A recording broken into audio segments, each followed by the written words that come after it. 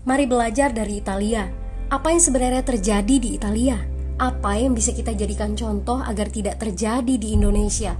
Kreatif konten ini berasal dari artikel warga Italia, dipersingkat dan dilengkapi data agar lebih mudah dipahami.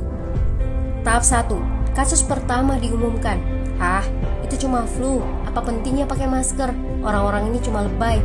Saya kan sehat, gak bakal ketularan. Gak usah panik lah. Tahap 2. Jumlah positif COVID-19 mulai naik signifikan. Cuma beberapa yang kena. Yang meninggal pun hanya orang-orang tua saja yang emang udah punya penyakit. Hidup seperti biasa aja lah.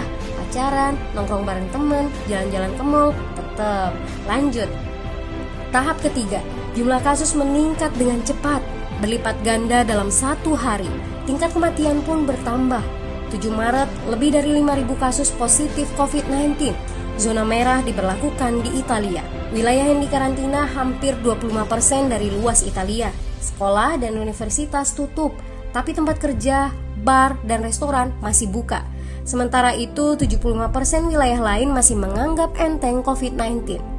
Anjuran mencuci tangan ada di mana-mana, tapi sekadar anjuran dan tak banyak yang melakukan. Tahap 4. Jumlah kasus meningkat pesat. Sekolah dan universitas ditutup selama sebulan. Darurat nasional pun diberlakukan.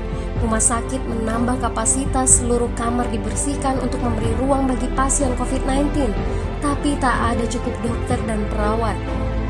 Ada terlalu banyak kasus pneumonia, terlalu banyak pasien perlu ICU, tapi ruangannya sudah habis, ventilator habis. Pada titik ini seperti kondisi dalam perang. Dokter harus memilih siapa yang akan diobati berdasarkan peluang bertahan hidup. Itu berarti pasien lanjut usia dan punya penyakit bawaan seperti hipertensi, diabetes, stroke tidak masuk prioritas karena tidak ada lagi ruang. Sistem layanan kesehatan seketika runtuh. Tahap 5. 9 Maret mencapai lebih dari 9.000 kasus. Seluruh kota Italia lockdown. Orang-orang bisa pergi hanya untuk keperluan darurat dan dalam pengawasan ketat. Semua bisnis masih dibuka karena jika tidak, ekonomi akan runtuh. Itu kebijakan pemerintah. Mulai ada ketakutan, orang-orang mulai memakai masker dan sarung tangan. Tapi tetap saja, ada anak-anak yang merasa jagoan, masih ingin uji nyali. Pergi ke restoran rame-rame, hangout bareng, minum-minum dan lain sebagainya. Tahap 6. 2 hari kemudian pemerintah Italia berubah pikiran. Semua bisnis harus tutup, bar, restoran, pusat perbelanjaan, semua jenis toko, kecuali supermarket dan apotek. Penyebabnya, karena dalam sehari yang positif bertambah lebih dari 2.000 kasus. Penduduk yang mau keluar rumah harus mendapat surat izin. Surat izin ini didapatkan dari pos pemeriksaan polisi yang disebar di berbagai lingkungan. Yang melanggar bisa kena denda 3,3 juta rupiah.